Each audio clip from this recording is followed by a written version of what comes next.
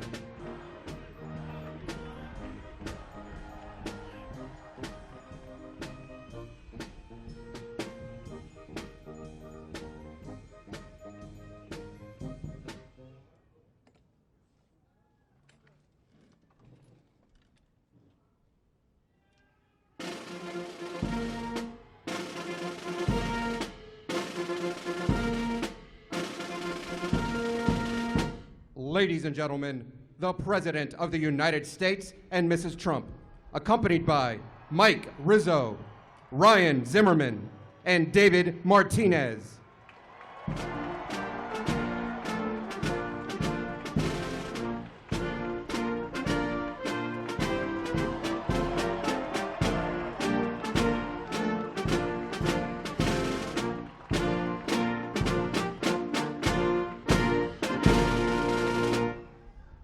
Thank you very much, everyone. I have to say, this is a record. We've never had this many people on the front lawn of the White House, so congratulations. Just another record for the Nats. But today, the First Lady and I are thrilled to welcome to the White House the 2019 World Series champions, the Washington Nationals.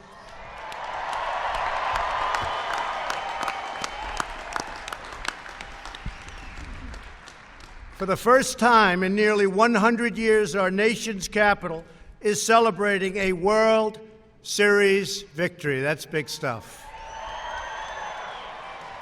The last time Washington, D.C. was home to the World Series champs, the president was a gentleman named Calvin Coolidge. That's a long time ago. Nearly a century later, the Nationals have brought back the trophy to America's capital, and you've won it. This is the first World Series in franchise history, and it's going to be really the first of many, I predict.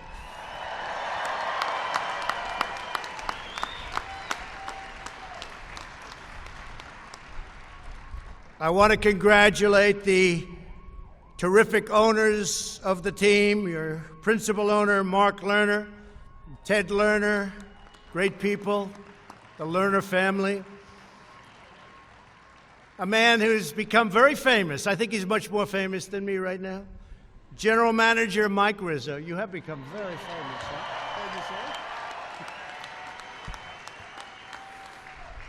A manager, and you watch all the mistakes made in baseball and other sports, and then you watch what this man did as manager. He didn't make any.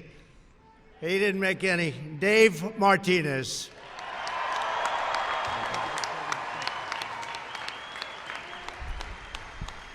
And all of the incredible coaches and players, they're all here, and we really just want to thank you, and I want to thank everybody. I see we have some very special people, and that's a beautiful trophy. I've watched that. I've looked at that trophy for a long time.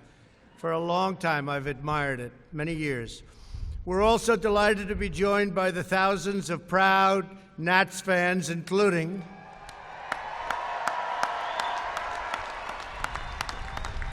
Secretary David Bernhardt, Secretary Alex Azar, Acting Secretary Kevin McAleenan, Administrator Andrew Wheeler, Ambassador Robert Lighthizer. Many, many folks from Congress are in the audience, senators and everybody. Well, you're all here. We love you all. And we have a good friend of mine, Bill Posey, Representative Bill Posey. You're here someplace. Thank you all for being here. A lot of power sitting on this lawn and standing on this lawn. Throughout this season, the Nationals captured the hearts of baseball fans across the region and across the country. America fell in love with the Nats baseball. They just fell in love with Nats baseball. That's all they wanted to talk about. That and impeachment. I like Nats baseball much more.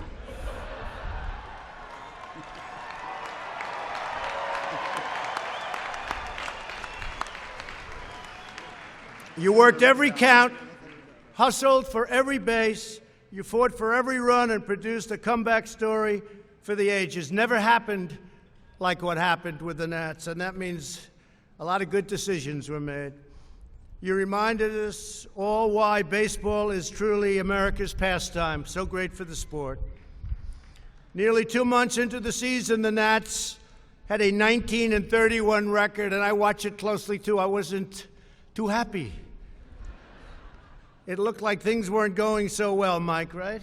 Not at all. But these two guys, they didn't give up. They didn't give up. And I'm sure that I'm sure the media was with you all the way, right? I remember some nasty stories. Boy, did that change pretty quickly, right? That's great. But you were second to last in the National League, and it looked like it was going to be a rough year. But you never doubted. As pitcher Max Scherzer, and boy, did he pitch well. What a job. I've watched you for a long time. Nobody throws it better than you do. What a great job you did, Max. Thank you. Under pressure as well. Under pressure as well. But, you know, Max said, we have the experience. We don't fold under pressure, which puts more pressure on the team, but that's one of those things, right? And that's exactly what happened. You didn't fold under pressure. From then on, the Nationals won 2 games for every loss, which is a tremendous percentage, winning percentage.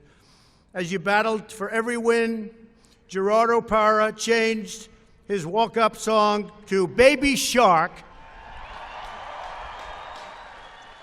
That was a favorite of his 2-year-old daughter, and it became the anthem for the Nats fans everywhere. And I tell you what, that turned out to be a very, very powerful little tune. In the final weeks of the regular season, you were down 6 runs against the Mets. In the bottom of the ninth, you scored 7 runs. I do remember that well, including an amazing 3-run homer by Kurt Suzuki. Where's Kurt? Where is he? Come on. Come here. Come here. Say a couple words. Come on. Oh. I love him. No. That's so nice.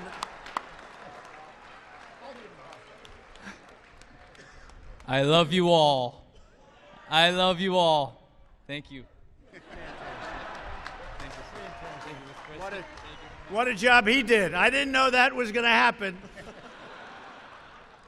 And by the way, Max, will you come over here, please? Come here.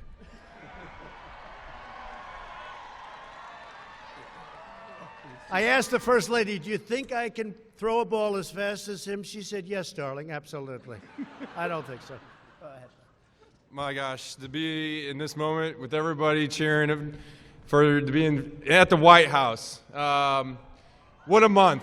What a magical month. And when the city gets behind you and your teammates believe in each other and you have 1 through 25 on the roster competing, magic happened.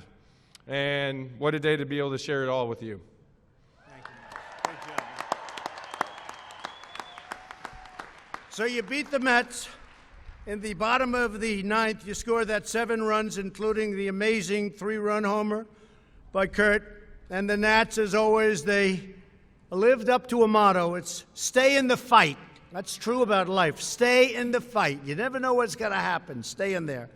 Soon you began a legendary postseason run against the best teams and top aces in baseball. Everybody thought it was over because it was almost like, Mike, you were just going against all of the good teams, Dave. It was sort of an incredible thing. And then Josh Hader and Clayton Kershaw to Justin Verlander and Garrett Cole. You know those names, right? They're really good, all right? Pretty good pitchers, right, Mac? And you took care of it. You took care of things. Pretty incredible. You prevailed in 5 elimination games, and you were pitching. You were really facing the best pitchers in baseball, the absolute top, and you trailed in every single game. Every single one of those games you were trailing and executed 4 of your comebacks in the 7th inning, which I guess is a lucky inning, maybe. 7th inning, and then in a couple of cases later, it was a team effort. Players 1 through 25 gave every single thing they had. They gave their heart. They never quit. They never gave up. They gave their heart.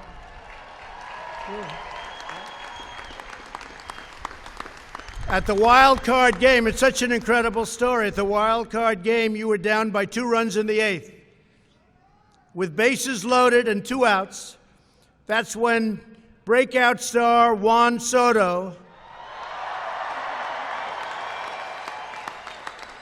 Where's Juan? Where's come here, Juan. Come. Look at his head of hair. He's got no hair problem, I want to tell you that. Look at that hair, huh? Beautiful. Say a couple. Man, I just want to thank everybody here, all the support you've been doing for us, for the whole team. I think you bring the energy we need to win this team. And we're here. We love you all. Thank you.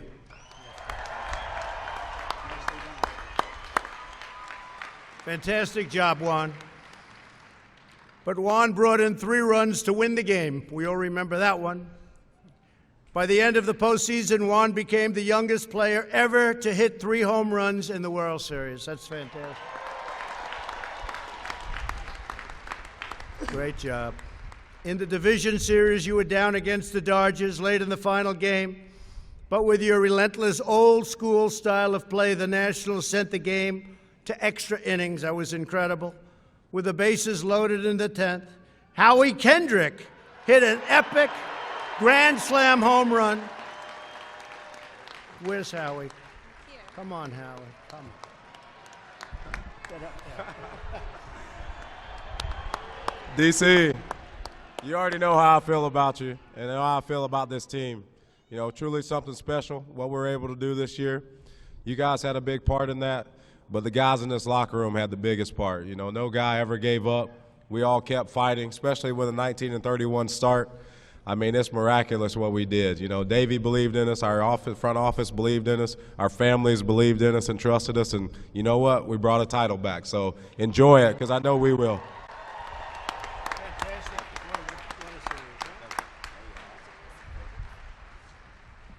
Great job, Howie. In game one of that series, by the way, Anibal Sanchez shut down the Cardinals' offense and came within 4 outs of a no-hitter. That would have been nice. Anibal. Where's Anibal? Where are you, Anibal? Where are you? Come here, Anibal. Come on. They're more concerned with speaking than they are with playing. That's pretty good. Please. Thank you, everybody, for being here. This is a special moment for me, for my family, you know, for the whole team. And more than what the team that we show in the game is just for you guys.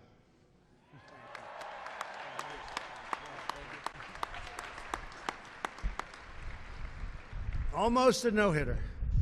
In the next 3 games, Washington outscored St. Louis 18-6, won the National League pennant, and you headed to face the Houston Astros. They were here 2 years ago. They were a great team and are a great team, but you faced them in the World Series. Ever since the team came to Washington in 2005, Nats fans had dreamed of that incredible moment. After 14 years, only one player from the original team was left.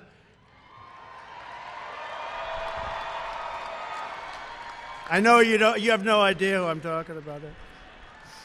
And he's a great guy, and he's a great, great player, and that's Ryan Zimmerman. Great. Come on, Ryan. Come on. I have to get Ryan up here. And he had some great series. Thank you, Ryan. Oh. Thank you, guys. What an unbelievable honor to be here, to be in front of you guys. This is stuff that you dream about. To see all the fans show up, the parade, look at this crowd here. You know, we couldn't have done it without you, so thank you guys so much. Mr. President, me and my teammates, first of all, I'd like to thank you for having us here. This is an incredible honor that I think all of us will never forget, and we'd also like to thank you for keeping everyone here safe in our country. And continuing to make America the greatest country to live in the world. That's right. Thank you, man. That's so nice, man. Thank you very much. Whoa. Thank you so much. Thank you. Thank you very much. Thank you. Thank you very much, Ryan. So, you know, Ryan was your original first ever draft pick. And I think that was a good pick. What do you think? Good pick? That was a good pick. In game one, Ryan stepped up to the plate for his first at-bat. He reached back, took his swing. I was watching, too, and he scored the first World Series home run and got you off to a real start in Nationals history. That was the first ever Nationals history. And, Ryan, I have to tell you, I know a lot of people in this city, and they love you. They really love you. Great job. Great job. Great job. You had 2 big wins in Houston and beat 2 great pitchers. Headed back to D.C., hoping for another sweep, and it was looking like it was going to be easy, right? You were thinking it was going to be easy. And then something bad happened. To the best of my knowledge, you lost 3 games. How did that happen? We won't talk about that. But that showed under pressure what happened, and you were getting good at that because that's been the whole season. When you think there's never been anything like this has happened in baseball before. It's incredible. Instead, you suffered that 3 heartbreaking home field losses in a row. Now the Nats would have to do what no team had ever done: win all 4 games on the road, which is not something that's very easy to do. And you're playing a great team, and you're playing against great pitchers. And then you have a man named Stephen Strasburg. Did anybody ever hear of him? Stephen. So Stephen started Game 6 and dominated the Astros for over 8 innings with a 1.98. Think of that, less than 2 against the best hitters in baseball. A 1.98 ERA in the playoffs. You became the first pitcher in history to go 5-0 in postseason starts. First player in history. And I think, Dave, I think that's a record that's going to hold up for a long time. There are certain records that hold up for a long time. I suspect that's going to be one of them, huh? 5-0 is pretty much almost impossible because they have to be long series and lots of things have to happen. Congratulations, Stephen. Come on over, Stephen. We want to hear you. We want to hear you.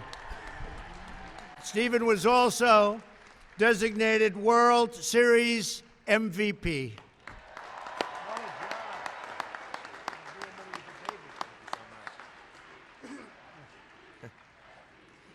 Yeah, we've certainly come a long way, Mr. President.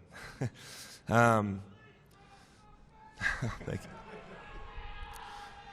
You know, I think starting out 19-31 only makes this that much better.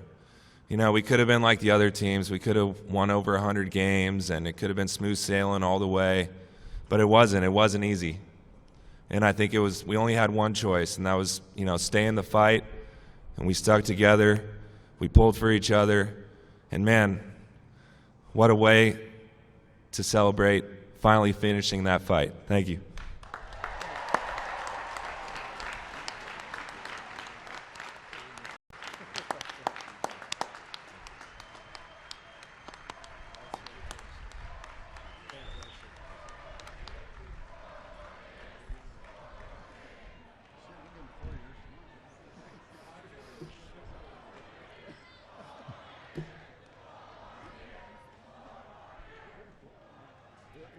I'm going to consider that 4 more World Series wins, okay?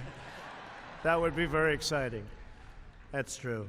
Despite a controversial interference call, that was slightly controversial, wouldn't you say? Mike just said, that was bad. They might have to fine you for that, right? You're not allowed to say, huh? They're going to fine you. That's all right. We know how you feel. But you had an incredible call. See, they can't find me. I thought it was a terrible call, personally.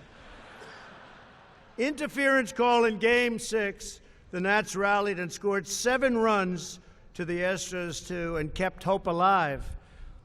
Next came Game 7. What a game.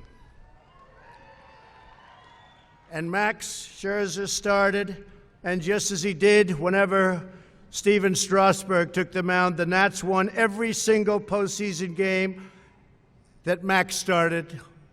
I mean, that's incredible. The 2 of them, what a job. The whole team, what a job. But days before, he suffered unbelievable pain, crippling pain, they say, in his neck and back. And I thought to myself, that's a bad thing. You have a great pitcher, a great fastball pitcher, and you have a bad back. And I wouldn't have thought that he could have pitched in Game 7. But that night, he held the Astros to just 2 runs over 5 innings, stranding 9 runners on base. That was a game he pitched more with his heart than with his muscle. That was incredible. That was heart. He really did. That was an incredible job. He was in a lot of pain. He handed it over to Patrick Corbin. Patrick. Come on, Patrick, get over here, Patrick. I don't know what. There he is. That took guts. Come on, Patrick. Thank you. What an honor. This is a very special day for me. I just want to say one thing about this team. We believe in each other all year. We're really good friends on and off the field, and I'm excited I'm here for 5 more years. Thank you.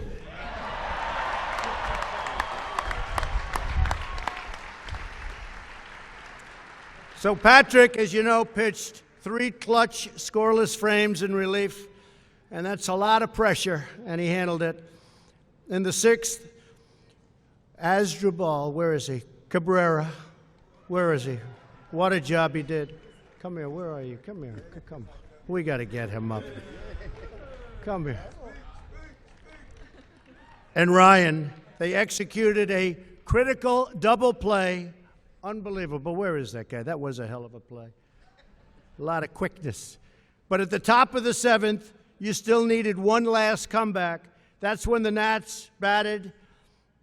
You hit in 6 unanswered, right? 6 unanswered runs, including Adam Eaton's 2 RBIs. Adam Eaton. And you won the trophy, and you won the World Series, and you're champions, frankly, of the world. The whole world is talking about it. It was very exciting. It was great. Even if you're a non-baseball fan, and I am a total baseball fan, but there are plenty of non-fans out there. Everybody was watching. As Dave Martinez said, often bumpy roads lead to beautiful places. That's right. That's real. Come here. You got to say so. Look at this beautiful hair. Come here.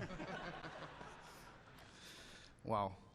I can explain how excited I'm to be here. I want to thank all you guys for the support. I love you guys, and I hope to come back next year, too.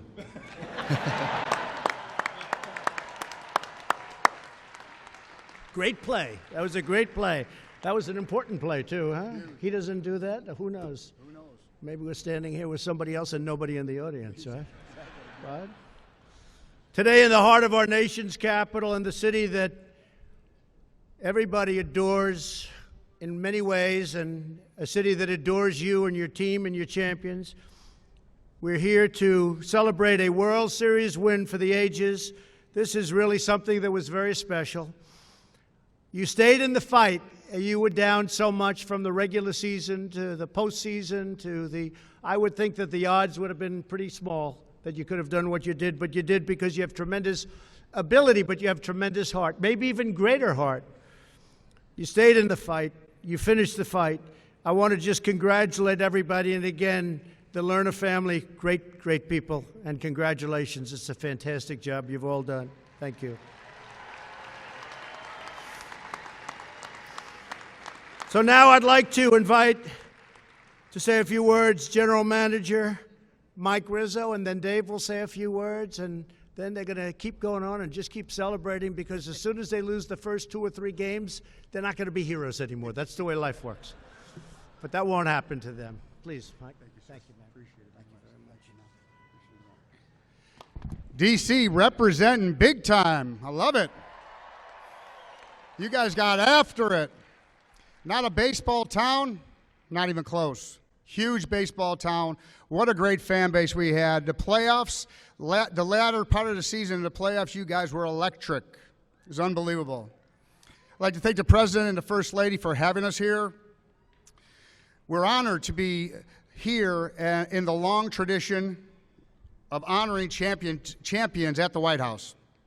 This is a particular honor because Washington, D.C. not only is the nation's capital and the most powerful city in the world, is our hometown. We've heard all the players talk about it. You'll hear Davey talk about it, but I've got to talk about it. This is a special group of human beings right here. Great baseball players, yes, we know that. Great skills, great players. They've had great accomplishments in their careers, but what a special group of character people we have.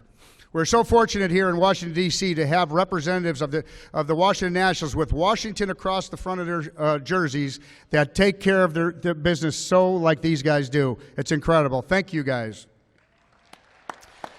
I'm always so proud to tell people that when you read about the Washington Nationals, you read about the Washington Nationals in the sports section, and I think that is very important to tell about these players.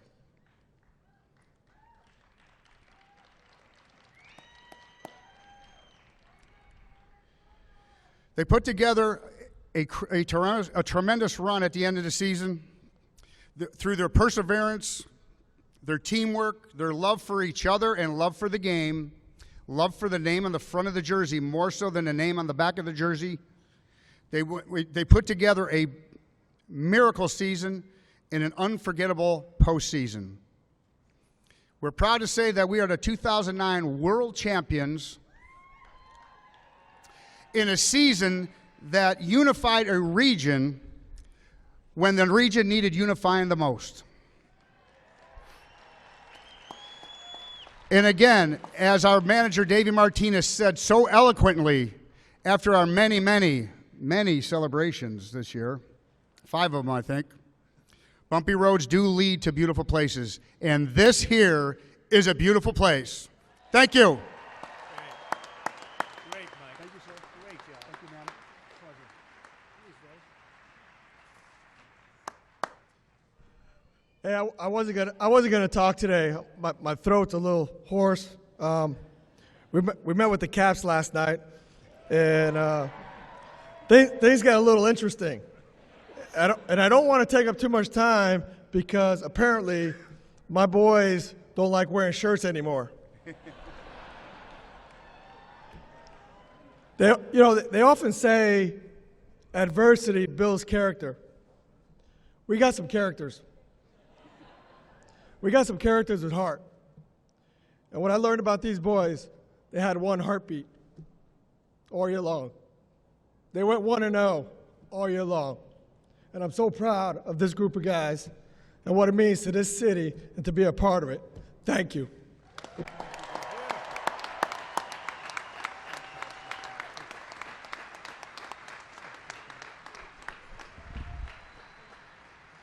So I just want to thank everybody. We're going to call this Washington Nationals Day. We're going to celebrate this as the day for the Washington Nationals. And I really think it's going to be the day and the week and the month and the year. It's been very special what you did, Dave, Mike, team.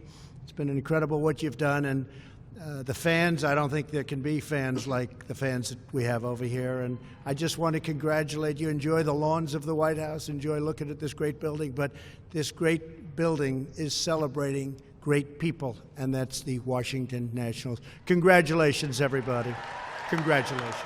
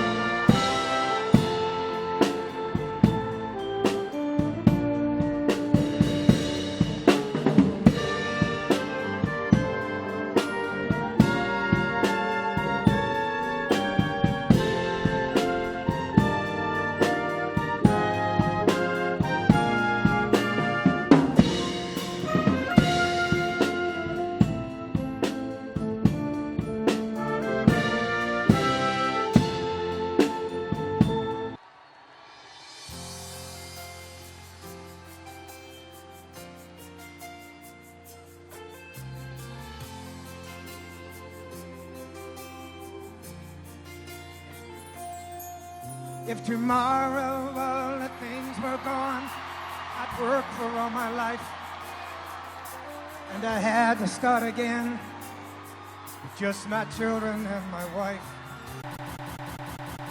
Thank my lucky stars to be living here today, 'cause the flag still stands for freedom, and they can't take that away. And I'm proud to be an American, where at least I know I'm free. Ladies and gentlemen, it is indeed my honor to introduce to you the 45th President of the United States, Donald J. Trump.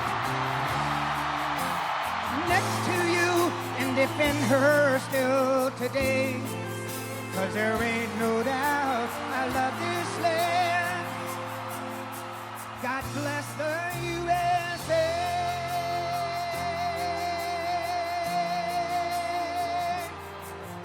Yeah.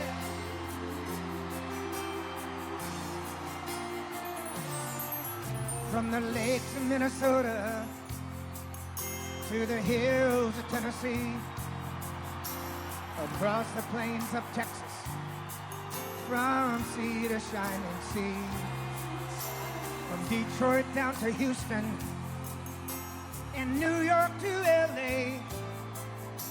There's pride in every Kentucky heart, and it's time we stand and say, sing it, that I'm proud to be an American, where at least I know I'm free. And I won't forget the men who died, who gave that right to me. And I gladly stand up next to you and defend her still today. 'Cause there ain't no doubt I love this land. God bless the USA.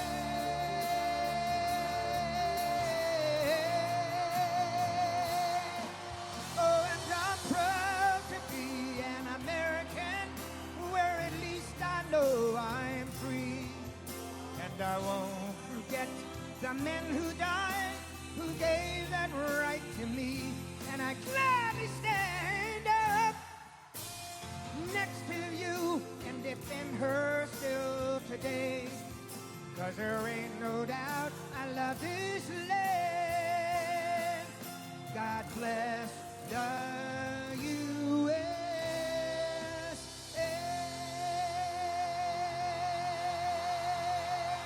And God bless our president.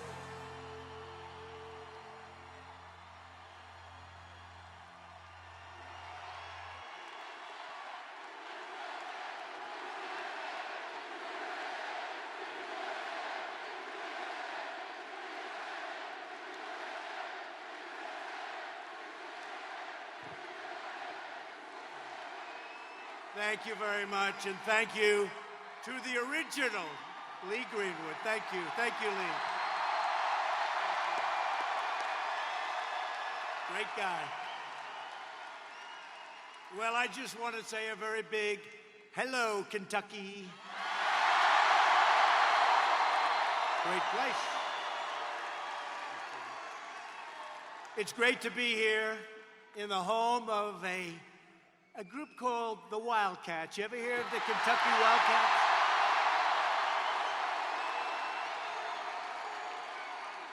And by the way, they play in a very big arena.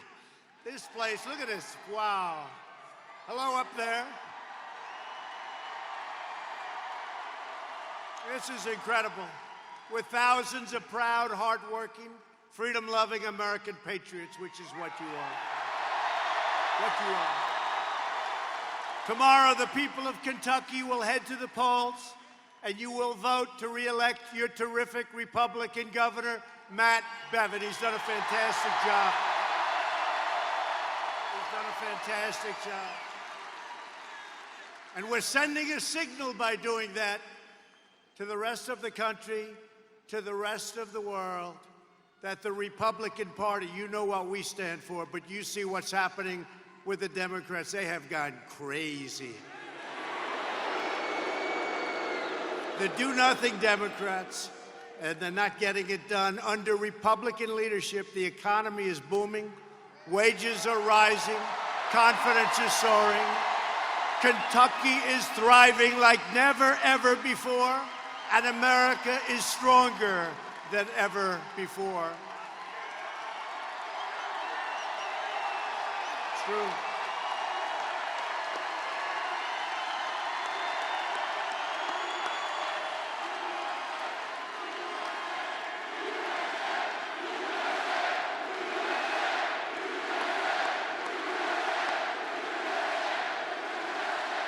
Kentucky's unemployment rate has reached the lowest point in the history of our country. That's not bad.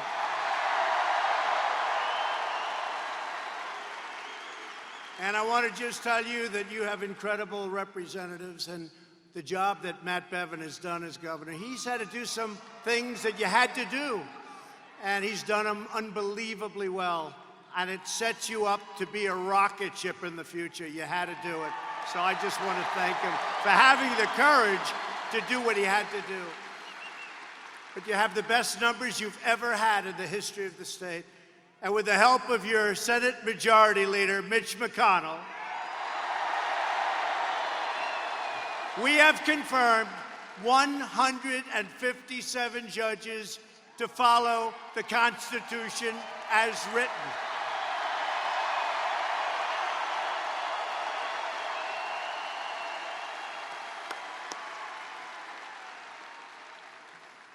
And we're supporting our police.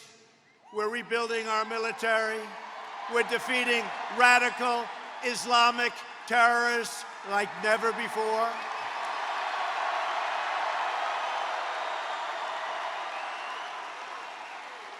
The monstrous animal known as al-Baghdadi is dead.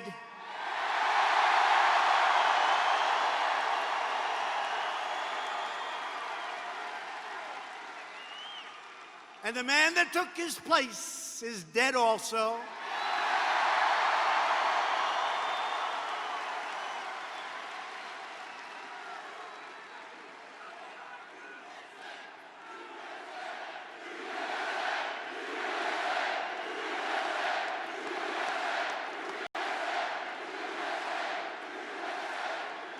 American Special Forces gave the world's #1 terrorist a one-way ticket to hell.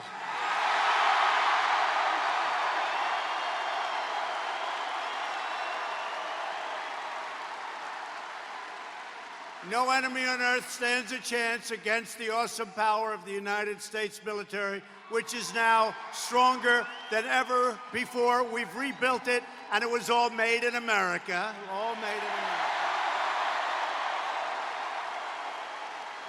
And our country is winning again, and our country is highly respected again.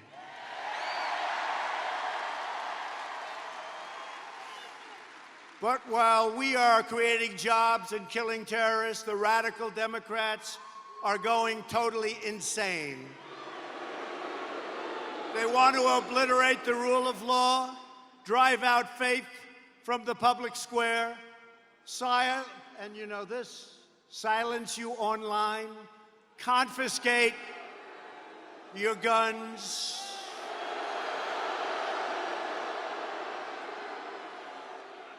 You better be careful.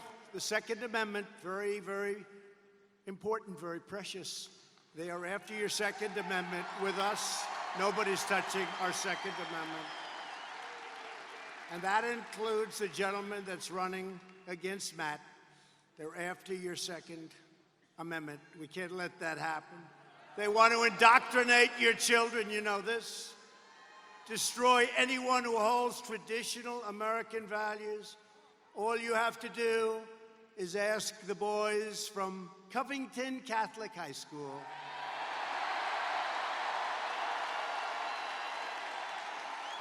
Some of whom are here tonight. The far left wants to impose their authoritarian ideology on the nation, telling you what to think, what to believe, and how you should live. They want to erase our traditions, our culture, our history, and our heroes. They want to subjugate you and break you to their will, but Kentucky will never be broken. Kentucky can't be broken. You're too strong and you're too smart. In their crazed thirst for power, the Democrats are trying to tear our country apart. First, Democrats engineered the Russia hoax, the most egregious fraud ever foisted upon the American people, the Russian hoax. Then they did the Mueller scam. You remember that, the Mueller scam. 2 years, and they said nothing. And then Mr. Mueller testified. That was a wonderful day for me.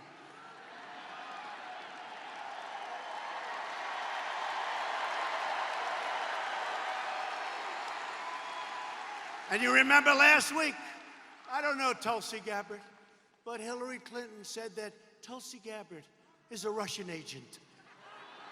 I don't know Jill Stein. She's a greenie, and that's fine. She's a greenie, Jill Stein. But Jill Stein was an agent of Russia also. These people are crazy. Now corrupt politicians, Nancy Pelosi and Adam Schiff, they are corrupt. And Nancy, unlike Kentucky, which is doing great, Nancy ought to stop wasting time, go back to her district in San Francisco, help the homeless, get rid of the drugs, get rid of the needles that are lying all over the street, and all of the things that are washing into the ocean through their storm sewer system. What's happened to San Francisco and what's happened to so many other places run by the radical left Democrats, it's unbelievable. Los Angeles. You take a look at Los Angeles. Looks like a third world city. But go back to Nancy's area, look at what's happened. There's been no place in the country that's gone down like the area that Nancy Pelosi represents. And she's wasting all of her time. And you know what? It's backfiring. You see it. But the media and the Democrats have launched an even more brazen assault on our nation with a deranged, hyper-partisan impeachment witch hunt. Impeachment. Think of it. So today, we just hit the highest number in the history of the stock market, and that's hundreds of days.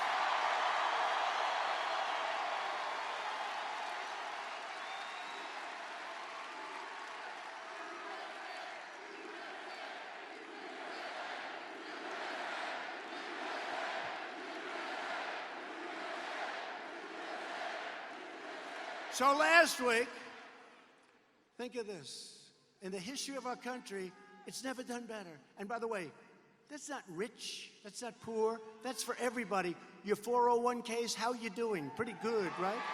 Pretty good. People tell me that their wives, their husbands, all of a sudden they've been running the 401ks for years, and they totally lost respect for, let's say, the husband. Totally lost respect. Now they think he's a financial genius because he's up 74%. She says, darling, I love you. You are the most incredible, brilliant financial mind. And you know what? If the Democrats get in, that's not going down by 50%. That's going down to nothing. It's going to be worthless. It's going to be worthless. You'll have a depression the likes of which you've never seen.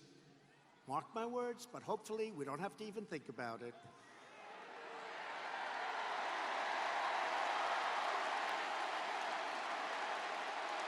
And that was going to happen here. When we took over, that was going down in the wrong direction. And don't forget, that was zero interest. We're paying interest. In other words, people are now getting interest on their money. But that was with zero interest, real easy with zero interest. Last week, the Democrats voted to try and nullify the ballots of tens of millions of Americans. To be exact, 63 million people disgracing themselves and bringing shame upon the House of Representatives. They've been plotting to overthrow the election since the first hour that we won. And actually, before we won, they were plotting to overthrow this election. Before we won. 19 minutes after I took the oath of office, the disgusting Washington Post, look at all these people back there, look.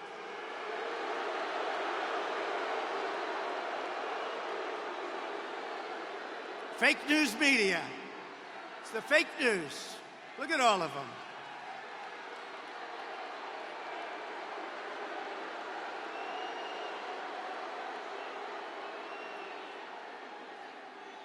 What they don't know is that when we hang it up in 5 years, or 9 years, or 13 years,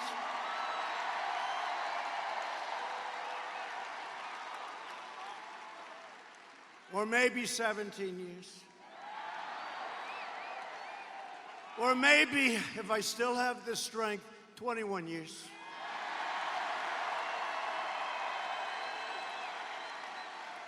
See, now they're going crazy.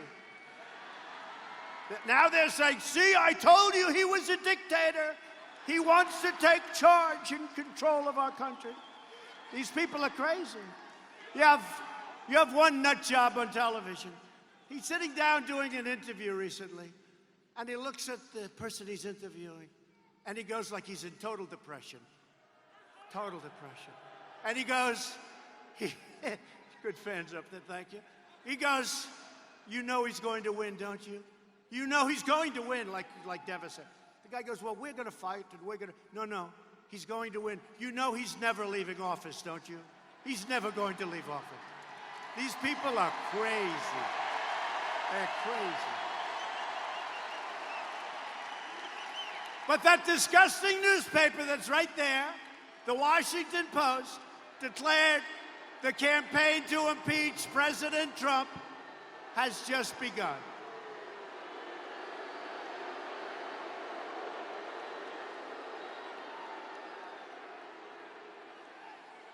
All right, you can get them out. One person. Be gentle, please. Be very gentle. You know, every time I say, get him out of here, I end up getting sued. He says, you know, they say, oh, gee, he hurt my arm.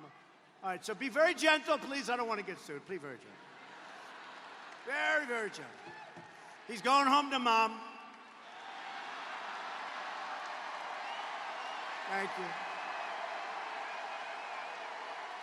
By the way, do we love our law enforcement?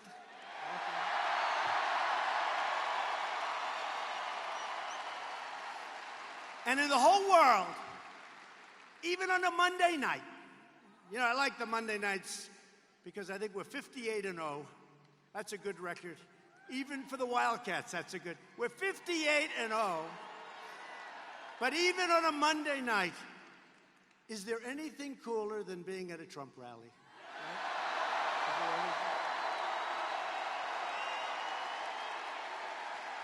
Right? Nothing cooler. With last week's vote, the far left has declared war on American democracy itself. These people are lunatics. In the face of these attacks, Republicans are the most unified that I've ever seen, and I've been watching them and been a big part of them for a long time. And the Democrats have never witnessed anything like it. And they know they're not going to win in 2020, so let's see, what can we do to win? But that's not working too well, you'll see. The American people are fed up with Democrat lies, hoaxes, slander. The Democrats' outrageous conduct has created an angry majority that will vote the do-nothing Democrats the hell out of office soon.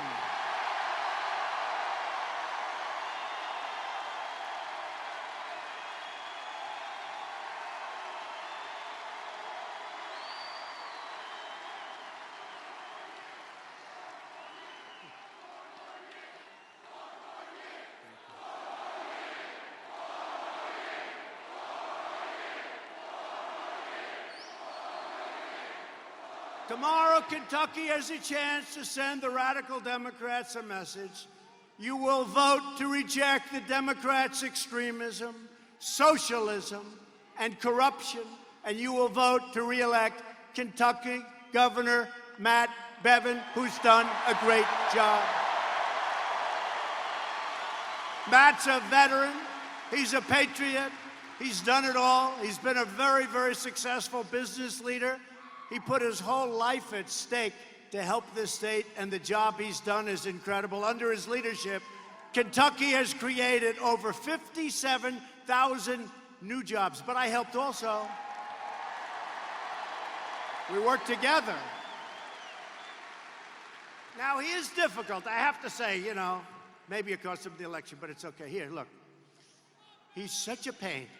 When he needs something for Kentucky, like money, like aid, like he wants me to call one of the many manufacturers now that are coming into Kentucky.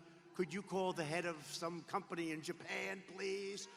I say, Matt, do I have to do it? Please, please. But isn't that really what you wanted, a governor? I mean, really. That's what you want. He's such a pain in the ass, but that's what you want.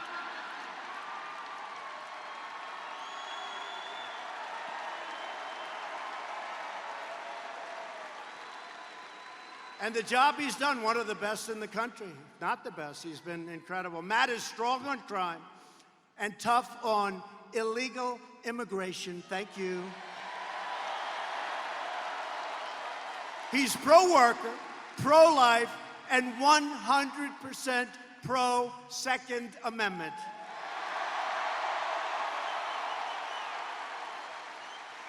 And by the way, you're going to lose your Second Amendment if you vote in Democrats. You think I'm kidding. I see what they're saying. I watch what they're doing. They're calling me all the time. You will lose your Second Amendment as soon, I'm telling you, as sure as you're standing here. Is anybody sitting? Nobody ever sits. You can sit if you want. Nah, just stand. You know what they say, the fake news? Look, you've been standing, nobody sat. I don't know, is it that exciting? Nobody sat. You know what they say? No, you know what they say? They say Trump only got one standing ovation because they stood at the beginning and they never sat down, but they don't say the second part.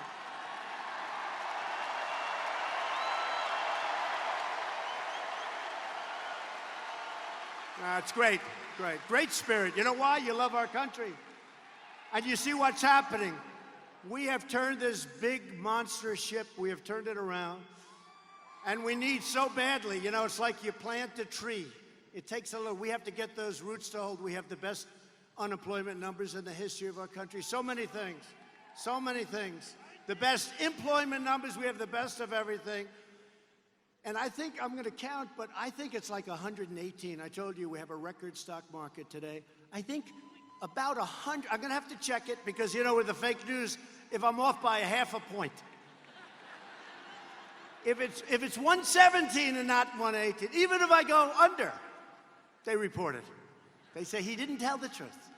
It was really 119, but like a lot, over 100, where we had the highest stock market in our history. Think of that. That's incredible. But Matt Bevin has made record investments in education spending for Kentucky students. Education is so important to him. Matt Bevin will defend your Kentucky values. He loves his state from an all-out assault being waged on you from the extreme left. Not good.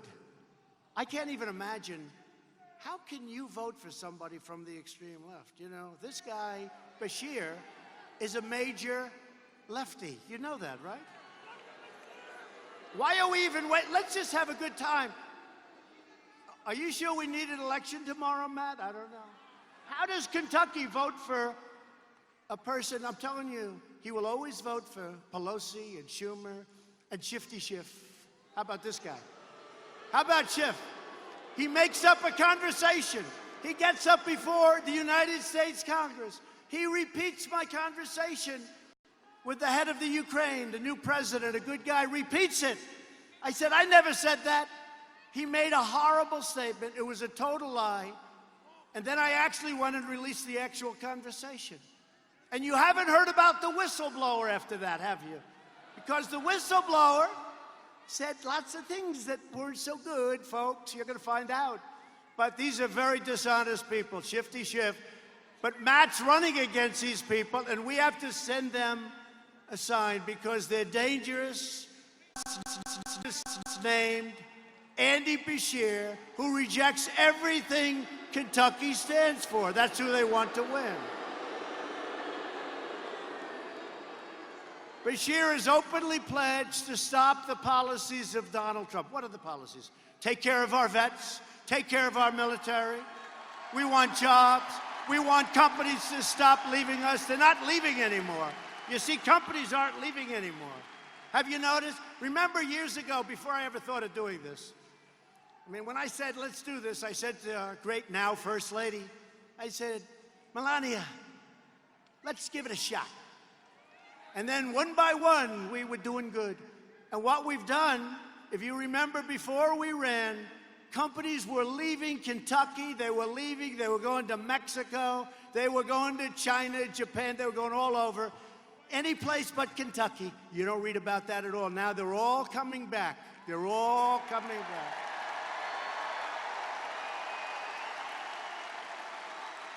But Bashir wants to shut down your coal, shut down your energy, raise your taxes, and take a giant wrecking ball to the greatest economy in the history of the state of Kentucky, the greatest economy you've ever had. He's going to destroy it, and it won't be long. It'll go very quickly. You know, you're all sitting there, everybody has good jobs, you don't like it, you go find another job. It's like the choice I got for military. I got you choice too. If you don't like your job, you find another one. You tell the boss, hey, I'm getting out of here, I don't like this guy. You go get a better job for more money. Bashir doesn't represent you, he represents the Washington swamp, and he's backed by the same people trying to overthrow the last election. Bashir supported crooked Hillary Clinton, and he's funded by the pro-abortion lobby and open borders fanatics. Open borders, let everyone pour right in. Let them all pour right in. Bashir wants to bring sanctuary cities to Kentucky. Think of that one. Releasing violent criminals and aliens to terrorize innocent Kentucky families. He wants sanctuary cities. He hasn't learned what's happened. You know, we had a great election a couple of weeks ago in North Carolina. We won 2 House seats. We were supposed to lose probably both of them, and we won them by a lot. We won them by a lot. And I think we won them because of the Second Amendment, because it's under assault from Democrats. But I think we won also because of sanctuary cities, because some bad news came out of sanctuary cities, really bad. And I think that was a reason we won both House seats by a lot. Bashir is too liberal, too extreme, and too dangerous for the state of Kentucky. Tomorrow, everybody needs to vote Republican. We got to go Republican all the way.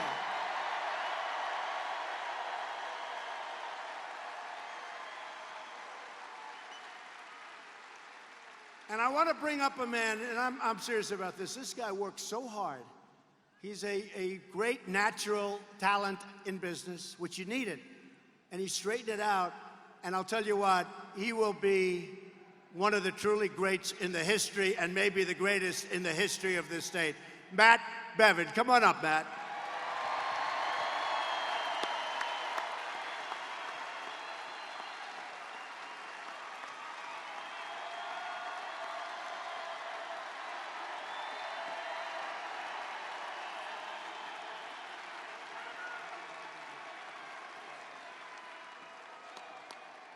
How do you like having President Trump in Rupp Arena?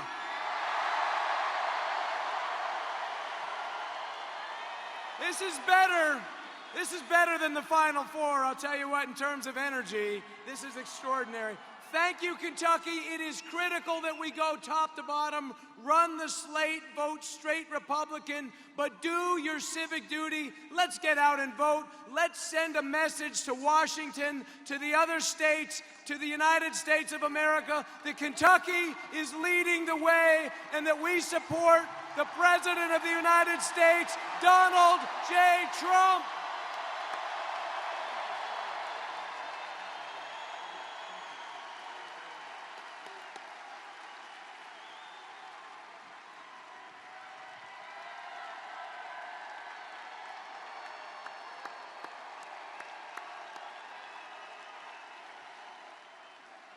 So we're also joined tonight by a very powerful man in Washington, your great Senator, Mitch McConnell.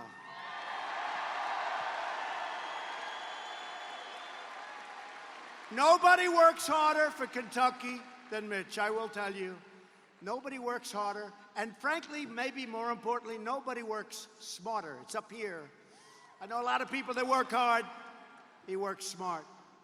When the Democrat arsonist in Washington tried to destroy an innocent man named Brett Kavanaugh, now Justice Brett Kavanaugh, Mitch refused to cave to the left-wing mob, and that's what it was. It was a mob. There has never been a man treated so badly in Washington as Judge Kavanaugh. Previously judge, now justice. We got him in, and he's been great, and he will be great.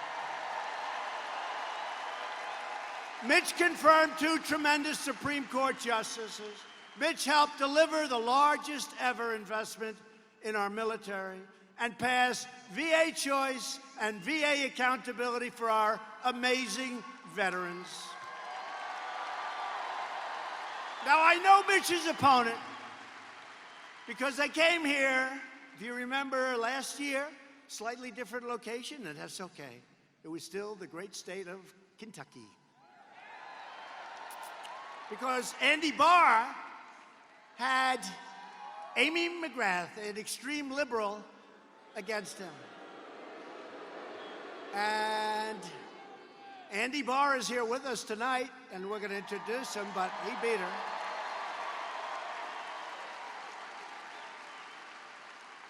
So she said to herself, well, you know, I failed in Congress, now let's go for the Senate. She wanted to go to the House, now she wants to go. It's not going to work that way. Extreme liberal, anti-gun, lots of different things. Amy McGrath compared my election, think of this one. It's so insulting. I shouldn't say it. Should I say it? Yeah, why not? No, it's so insulting. You know, you work so hard, you love your country so much, and they get up and say things. She compared it to 9/11, a slander upon our nation. She wants open borders. She supports the impeachment hoax, witch hunt, like nobody.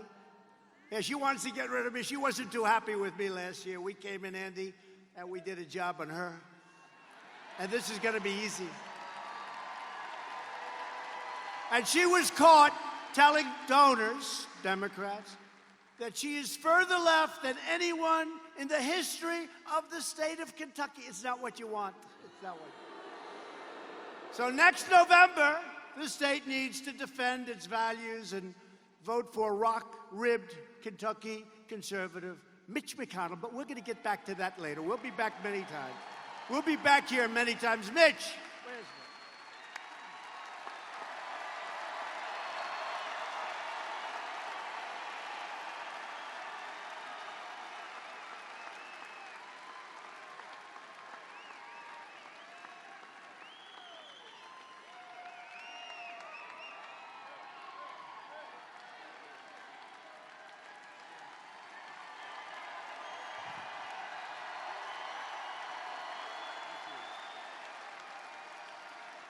Well, thank you, Mr. President, for making America great again.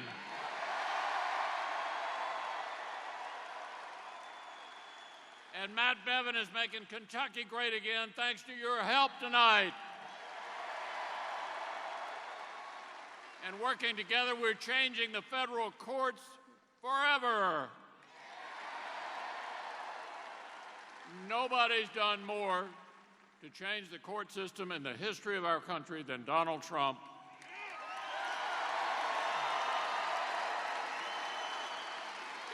And Mr. President, we're going to keep on doing it. My motto is leave no vacancy behind.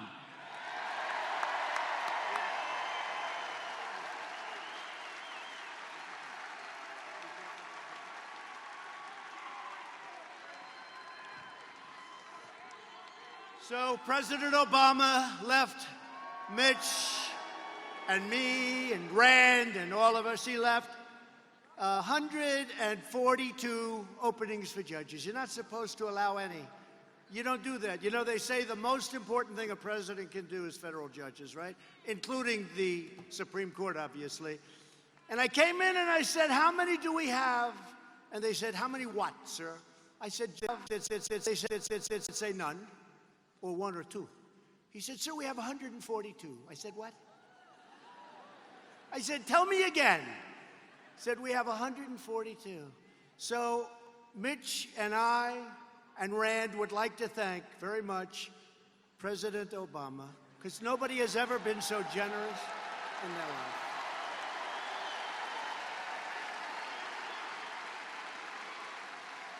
Also with us tonight is a great warrior and a great guy, smart, strong, loves your state, and he's really become a good friend of mine. And I'll tell you, he's a little bit different.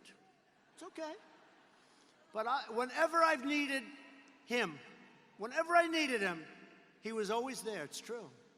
I mean, sometimes, like, I'd say, I don't need your vote, Rand. Good. And he'll vote his own way. He's got that little libertarian touch. That's okay.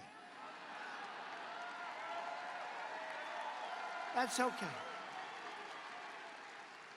But whenever we need, and I'm not talking about me, I'm talking about we need a vote. He's so incredible, and he's become a really good friend. And I want to have him come up for a second. Rand Paul, your senator, a great warrior.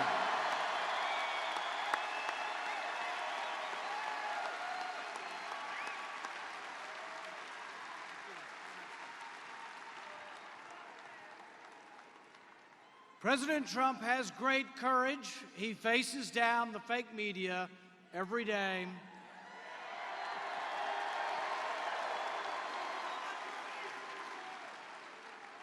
But Congress needs to step up and have equal courage to defend the president.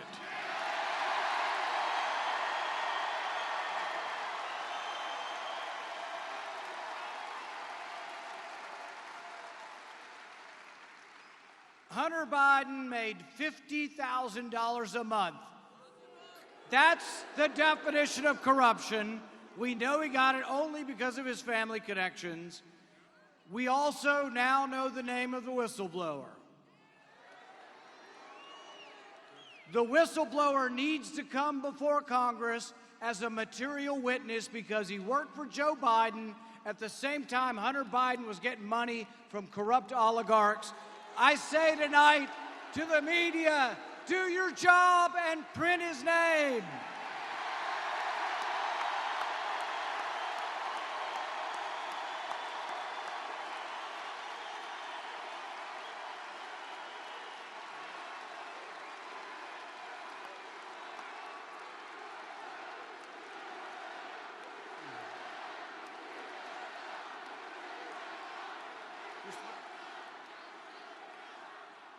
And I say this to my fellow colleagues in Congress, to every Republican in Washington, step up and subpoena Hunter Biden and subpoena the whistleblower.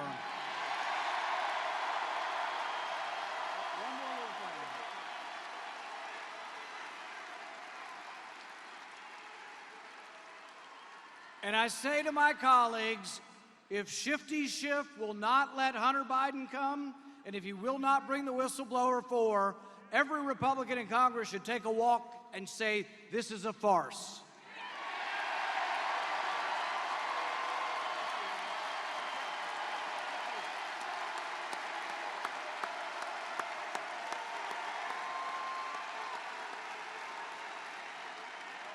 Wow, that was excellent. Whoa.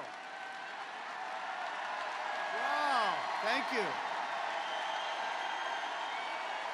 Thank you very much. Great job. He's a warrior.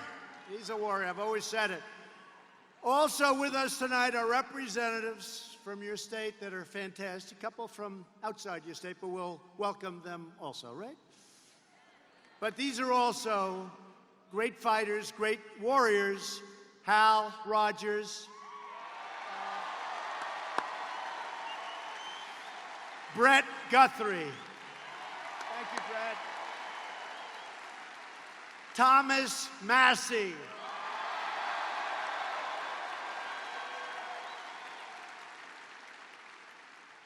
Man, we just spoke about, won a great race, Andy Barr.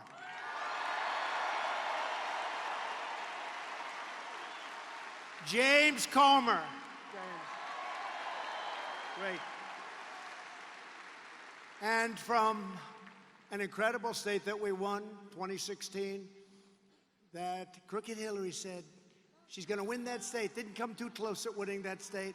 It's a great state, and we love the people of North Carolina, Congressman Mark Meadows.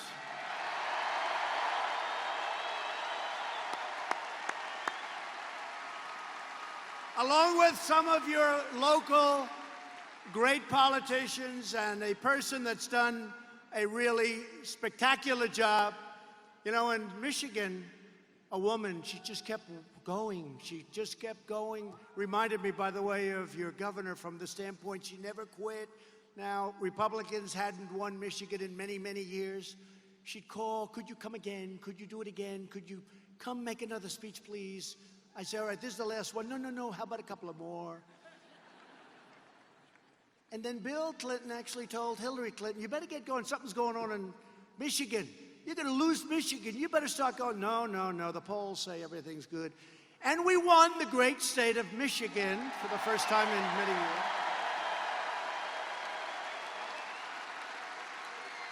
And I said when it came time to picking the Republican Party chair, head of the RNC, I said, I got to get the woman from Michigan, Ronna McDaniel, to head it up.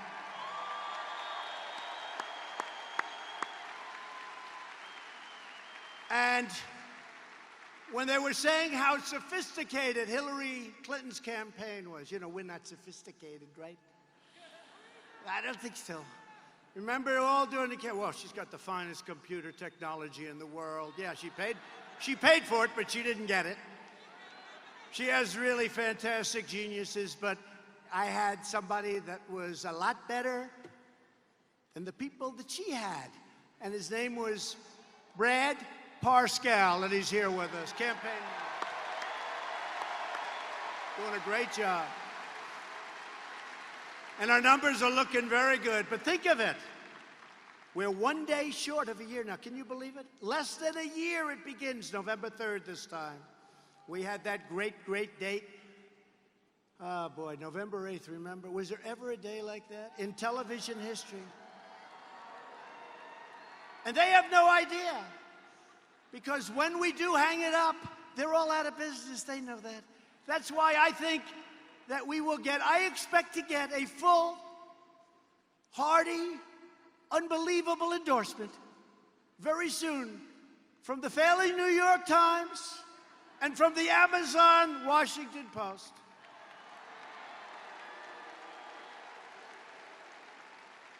You know, before the election started, about a month before I announced that I was going to do this, I said, I'm going to become a politician. I can't believe it. I'm going to become a politician. But I looked at the New York Times, and it was like a little leaflet that you hand out at a grocery store, right? The wind would blow it away. It was dead. I call it the failing New York Times only because eventually it will fail. But we built it up. They do stories. In my entire life, I had a few stories on the front page of the New York Times. And now if I have 3 or 4 a day, it's like, why are they not covering me anymore? And they're all bad. They can take what we did 2 weeks ago with the #1 terrorist in the world, and they make it look as bad as possible. In fact, I love dogs, but they gave the dog full credit. They didn't give me any credit. That's okay. The dog got the credit, and the dog will be coming very shortly, by the way, to the White House.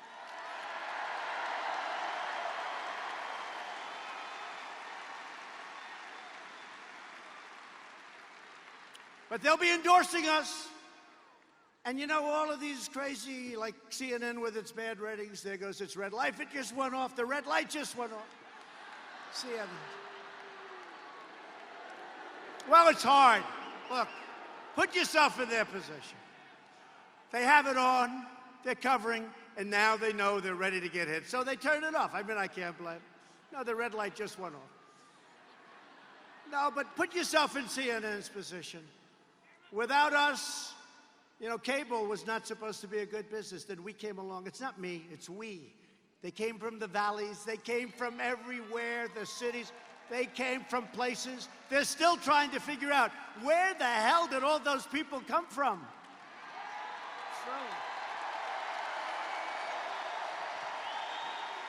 A great senator from Tennessee, they have early voting. And I was in Pennsylvania making a speech, and he saw me because he had a couple of great congressman friends from Pennsylvania. And he said, you know, in Tennessee, we have very early voting. And I just left, and I've been doing this for 24 years. And I got to be honest with you, I've never seen so many people vote. And these are people, they love our country, they're incredible, they work hard, but they never liked what they were voting for, so they really wouldn't vote. Sounds terrible, but they didn't like anything that they saw. They say, sir, I'm seeing people, and he said this, come out from the valleys, come out from the mountains, come out from areas that they've never come out. We have lines that are 5 blocks long at every voting booth and parlor. And he said, I can't speak for the rest of the country, but if the rest of the country's like Tennessee, you're going to have the greatest victory in the history of our nation, and that's what happened. That was a great statement. That was a great statement from people from a great state also. Tomorrow you must elect the entire Republican ticket from governor on down, including your next lieutenant governor, Ralph Alvarado. Ralph Alvarado.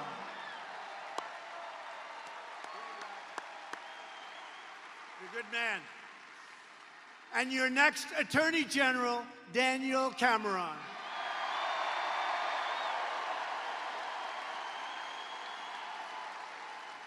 Should I bring Daniel up? Get up here, Daniel. Come on.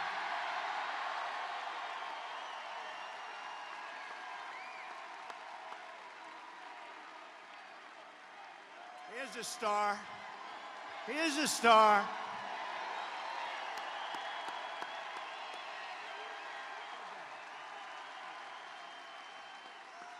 Mr. President, I hope you can tell that Kentucky is Trump country.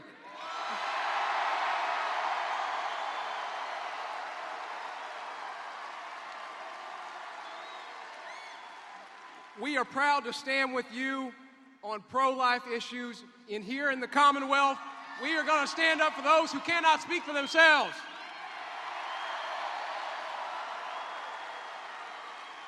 And, Mr. President, we are going to stand with you in protecting the Second Amendment rights of all Kentuckians.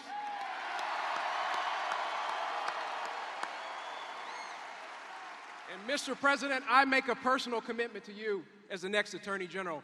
We are going to make sure that Kentucky is never a sanctuary state.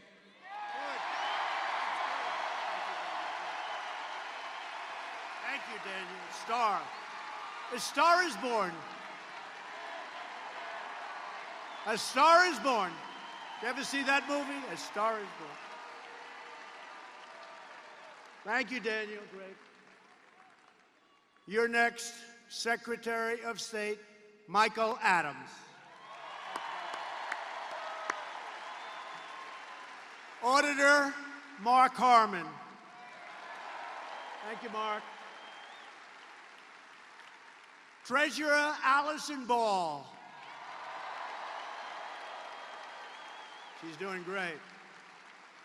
And Agriculture Commissioner Ryan Quarles.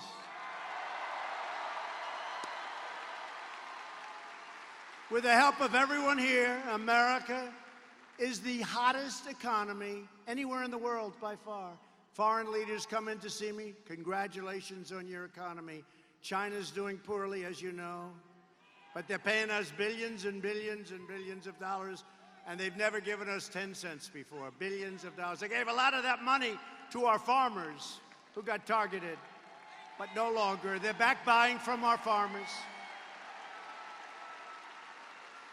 But we've created 6.7 million new jobs since the election. And if I would have ever said that during the campaign, the fake news back there would have never let me hear the end of it. Think of that, 6.7. And today, just today, A record 158 million Americans are now employed, the highest level of employment in our country's history. African American unemployment just dropped to the lowest level ever recorded in the history of our country. Hispanic American and Asian American unemployment rates have also reached the all-time historic lows, the history of our country. Hourly earnings, listen to this, are up 9% since the election. Nobody ever thought that was going to be happening. Under the previous two administrations, we lost 60,000 factories. I thought that was a typo. I said, how the hell can you lose 60,000? It turned out to be right. And you know how I know? Because I've been saying it for 2 years and they never corrected me. Sure. 2 years.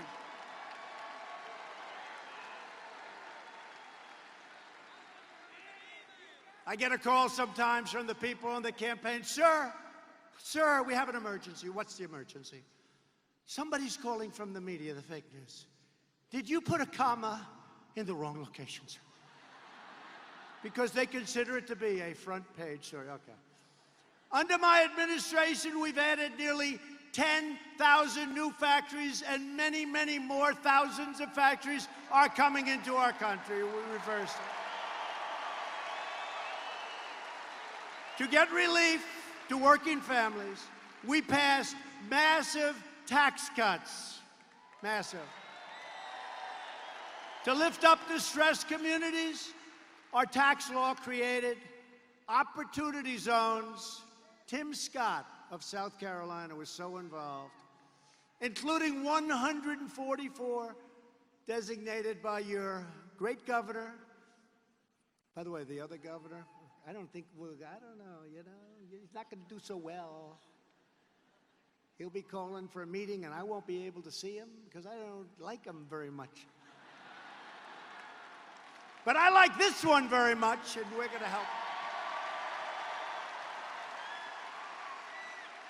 We slashed a record number of job-killing regulations. We ended the war on American energy. We're now the largest producer of energy anywhere in the world by far. And we ended the war on beautiful, clean coal. I announced the withdrawal of the United States from the horrible, costly, one-sided Paris Climate Accord.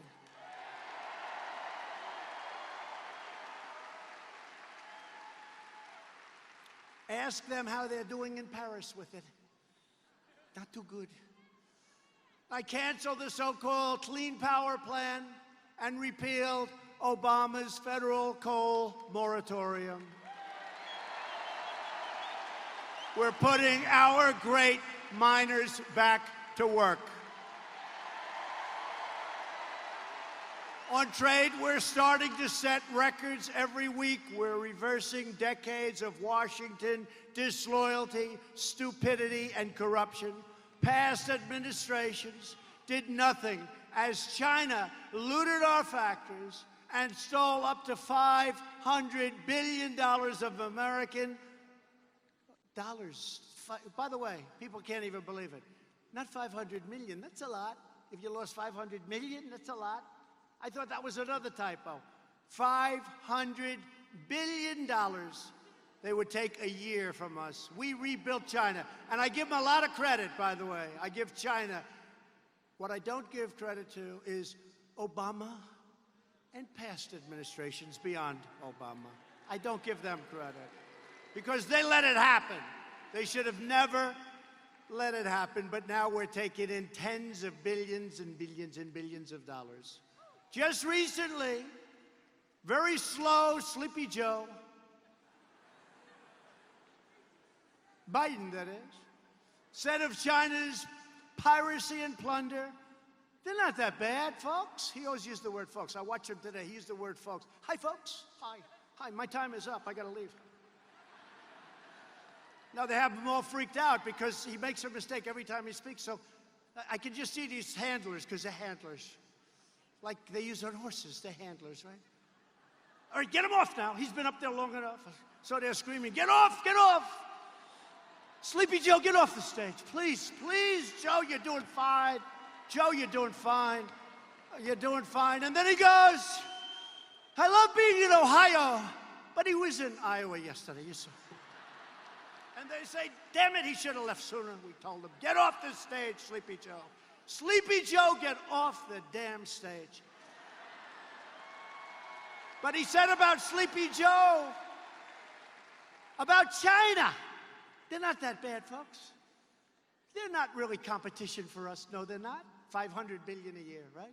He did nothing in 8 years, him and Obama. In fact, I'm here because of them when you think about it, right? I'm here because of them. Kellyanne Conway, stand up, Kellyanne.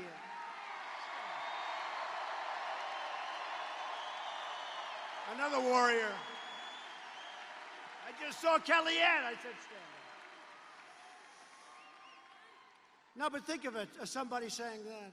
Now look, the $1.5 billion that Hunter, who got thrown out of the Navy, who had no experience, who had no anything, got a lot of money from Ukraine, but he got $1.5 billion from China. I got to tell you, I've been negotiating with China. They're very tough. That is not the same group of Chinese people that I've been negotiating with. They gave him $1.5 billion. He'll make millions and millions with that. And how about saying, by the way, Mr. President, would you please take over the negotiations that President Trump is no longer handling? Guess what? You would be sold down the tube so fast. And we're so close. China wants to make a deal so badly. I think they'd love to see another president. I think, they would like to see another president more than Crooked Hillary would, okay? Can you imagine if they ever took over negotiations of this deal, which is going to be one of the greatest deals ever made? Has to be, because we started down here and they were up there. Has to be. Can you imagine if they ever took over negotiations? This is what China would love more than anything else. It's not going to happen, folks, because we can't let our country go back to hell. We can't do it. We can't let it happen. Because the Bidens got rich while America was robbed. And let me tell you, the fake news will not put it in. I watched the last debate, and this weakling named Anderson Cooper saying, well, it's totally unsubstantiated. Mr. Biden, it's totally what's unsubstantiated? He is on tape doing a real quid pro quo.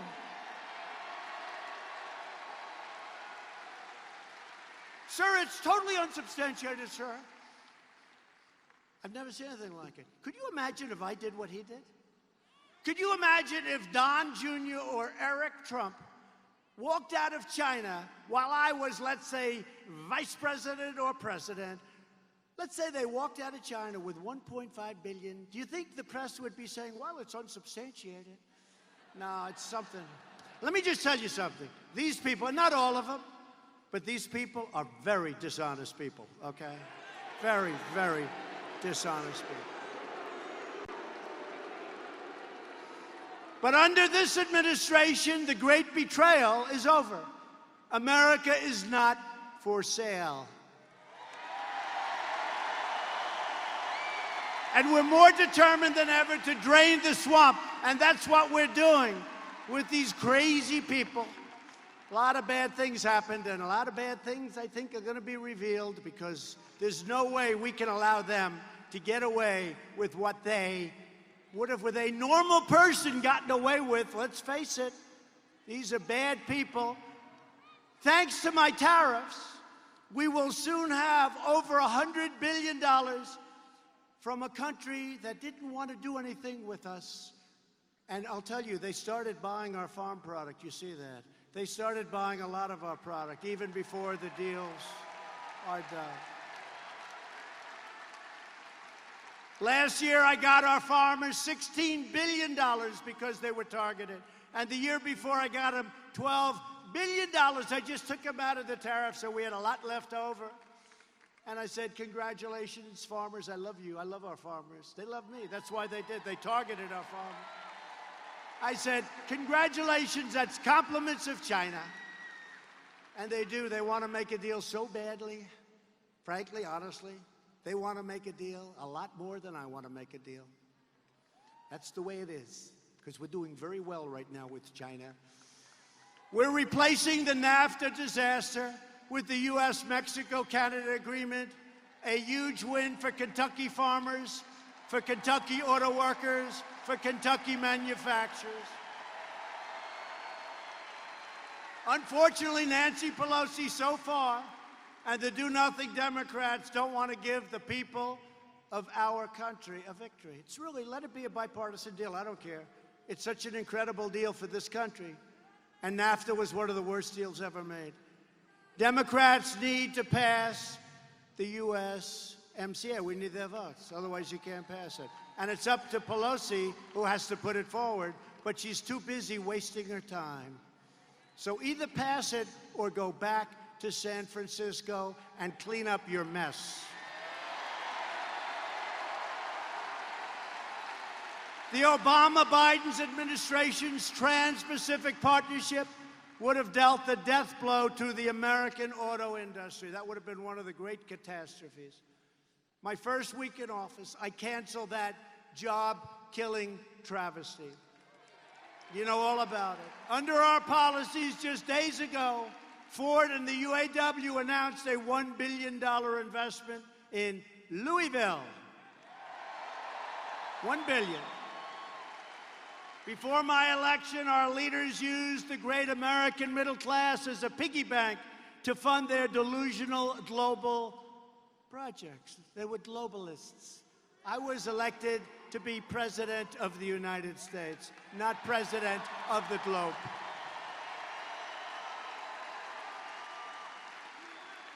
They decimated American manufacturing to promote economic growth in foreign countries. Tell me, how is that good? They try and convince you it's good. I was a very good student. We're all smart. We sit back, we listen. And I say, these people are something wrong with them. Only in Kentucky can somebody be so precise. You are right about that. They deployed our military to protect immensely wealthy nations, subsidizing their welfare states with your money. The money we spend on other countries' militaries, but it's coming down. And I'm telling other countries, I'm sorry, you're going to have to pay now. I'm sorry, pay. Hey, you got to pay. And they poured precious American blood and treasure into the Middle East while our great cities fell into decay and disrepair. We go in for internet. We want rural. We're bringing it in. We're bringing 5G into places like Kentucky that haven't been properly served. We're bringing it in all over the Middle West, all over the country. And we're really ahead of schedule. We're doing really well. People will be very surprised soon when some numbers come out. But we're doing very well. But you were very much underserved for years. And yet we're investing billions and billions of dollars in places you've never even heard of. Doesn't make sense, does it? But after years of rebuilding other nations, we are finally rebuilding our nation. We are finally putting America first. Yet the deep state and the failed ruling class are trying to resist any changes to their failed policies of the past. They believe it is their right to rule over you and to redistribute your wealth all around the world. No, thank you. No, thank you. That's why we ended the Paris Accord. That's why we've ended a lot. I don't even want to tell you. But the sellout of the American nation ended the day I took the oath of office, and you understand that. Past leaders transformed faraway nations into chaotic war zones. Then they demanded that America accept unlimited migration from those terror-afflicted regions. Take the people Take the people. We defeated ISIS. When I took over 3 years ago, when I took over, ISIS was all over. I defeated ISIS. You know, I didn't even know to what extent. I was watching the other night the great Lou Dobbs, and he said when Trump took over, President Trump, he used to say, Trump is a great president. Then he said, Trump is the greatest president since Ronald Reagan. Then he said, no, Trump is an even better president than Ronald Reagan. And now he's got me down as the greatest president in the history of our country, including George Washington and Abraham Lincoln.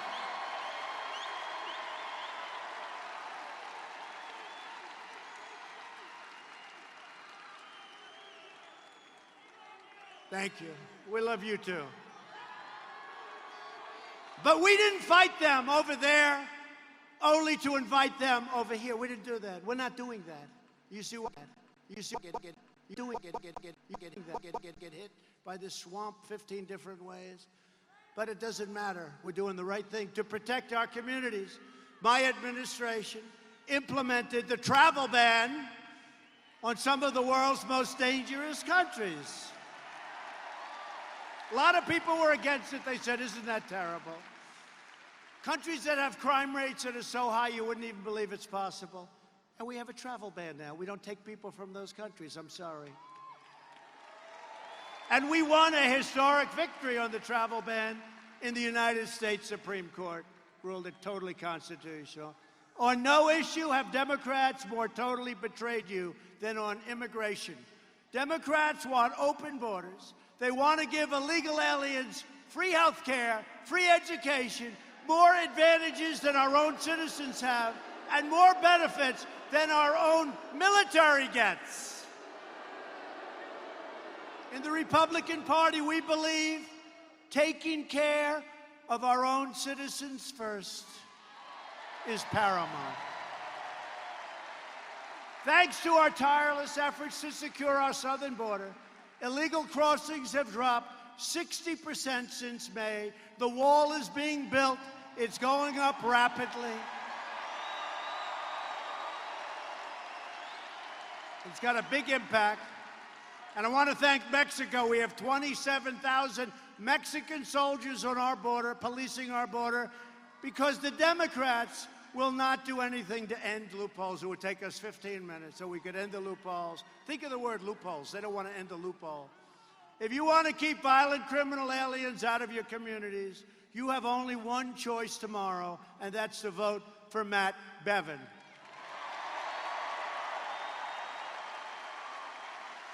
Democrats are becoming more extreme and militant by the day. The Democrats' planned government takeover of health care would obliterate Medicare. What are they doing? I will always protect Medicare for our nation's seniors. It's going to be protected. What they're doing is crazy.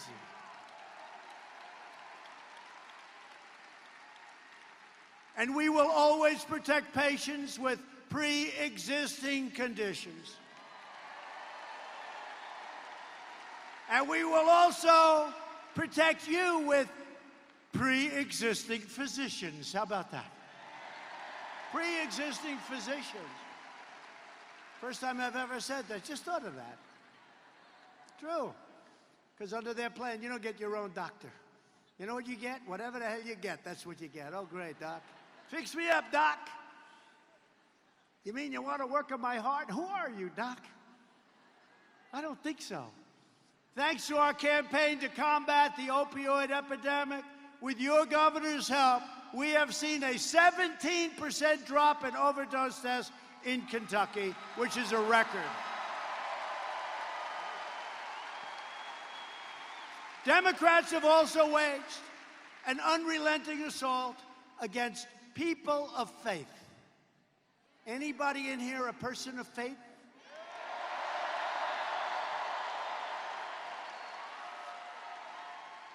Great people.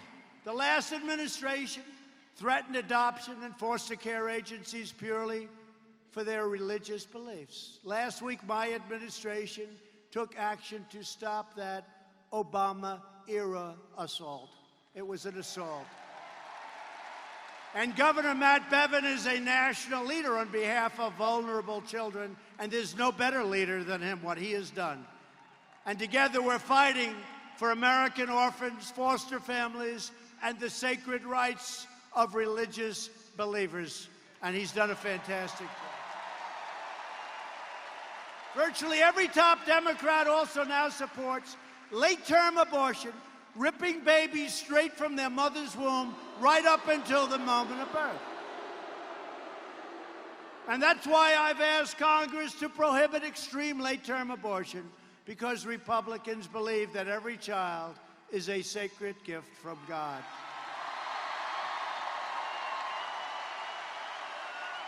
Democrats are now the party of high taxes, high crime, open borders, late-term abortion, socialism, and blatant corruption. The Republican Party is the party of the American worker, the American family, the American dream, and it's the party of the great Abraham Lincoln. We forgot that, right? Abraham Lincoln.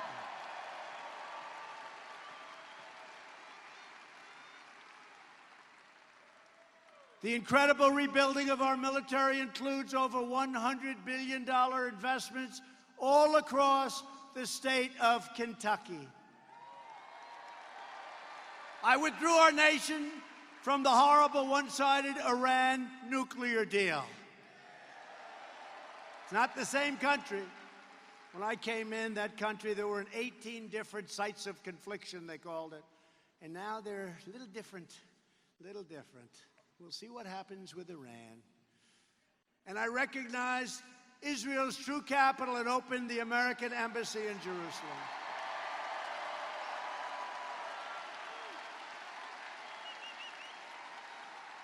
For years, you watched as your politicians apologized for America. Remember? He'd go around, oh, thank you so much. He wouldn't apologize to you, but he apologized to others. Now you have a president who is standing up for America, and we are standing up for the people of Kentucky.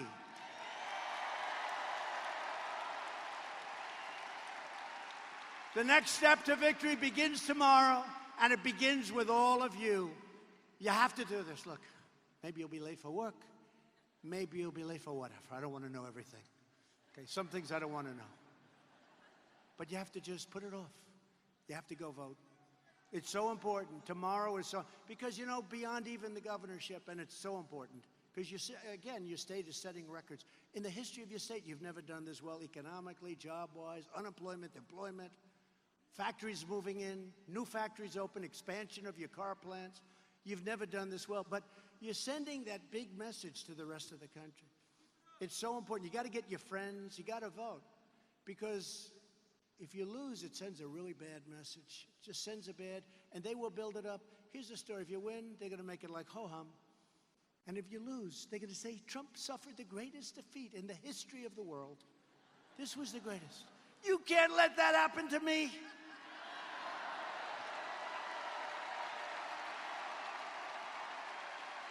And you know what? You can't let that happen to your incredible state, Kentucky. You can't let that happen. That would be a disaster for your state. Because you'd be losing an incredible governor, but you're going to have a great victory tomorrow. With your support, you have to go out and vote. We will show the corrupt Democrats that the American people are not backing down, and we will never, ever back down. So tomorrow, we need you to go out and get your friends, get your family, get your neighbors. Get out and vote for Governor Matt Bevin and all of these great Republicans tonight. With your help, we will lift millions more of our citizens from welfare to work, dependence to independence, and poverty to prosperity. Together, we will elect a Republican Congress. 2020, we're going to elect because of their stupidity. These people are on the run, and I will campaign in every one of those states that were so corrupt if they raise their hand. And don't forget, out of 194, we got 194. Not one Republican left us last week. And 2 Republicans, think of that. And the other 3 couldn't get there because of it, but they were votes. They said they were totally votes. They had airport problems. I said, you can't do that, airport problems. But then we had the Democrats. We picked up 2 Democrats, so we had bipartisan support. That's unusual. I always say, because they're lousy politicians, they've got lousy policy, but they do stick together. That's about it. We will elect a Republican Congress in 2020. And we'll have a great Speaker of the House in Kevin. We're going to create a fair, safe, sane, and lawful system of immigration.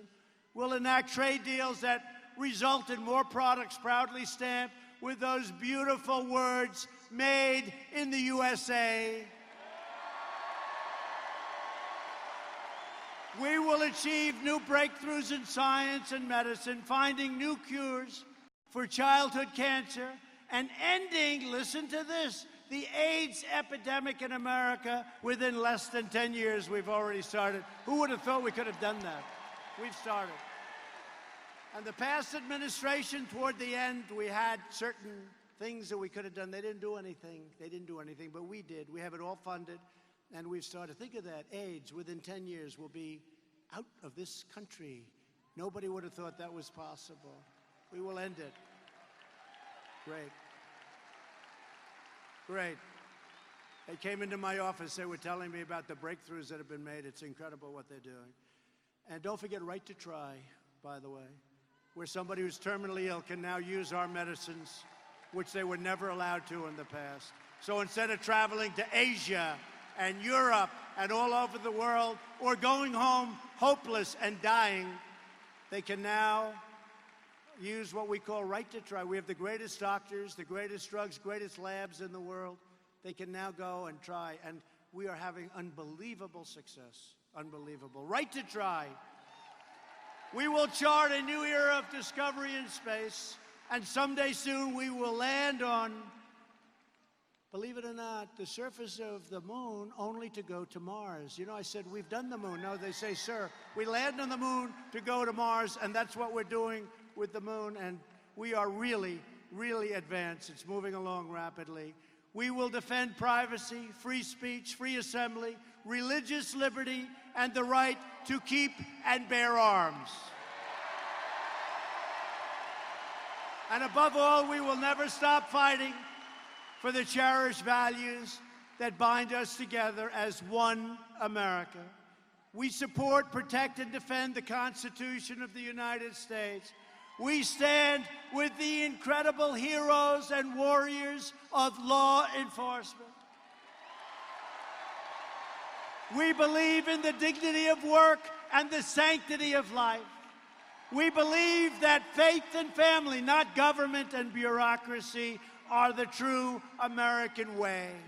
We believe that children should be taught to love our country, honor our history, and always respect our great American flag.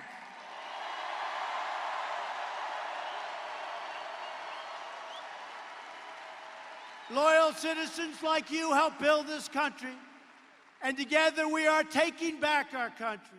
We are returning power to you, the American people. The great state of Kentucky was settled by some of the most devoted and courageous people ever to walk on the face of the earth. These tough pioneer men and strong pioneer women braved the wilderness and defied the danger to build a life and to build a home. They didn't have a lot of money. They didn't have a lot of luxury, but they all had one thing in common. They loved their families, they loved their country, and they loved their God. These proud Kentucky patriots did not shed their blood, sweat, and tears so that we could sit at home while others try to erase their legacy and destroy their magnificent heritage. Our allegiance is to our nation, our loyalty is to our citizens, and our devotion is to our Creator. For the sake of our freedom, for the sake of our children, we are going to keep on working, we are going to keep on fighting, and we are going to keep on winning, winning, winning. We are one movement.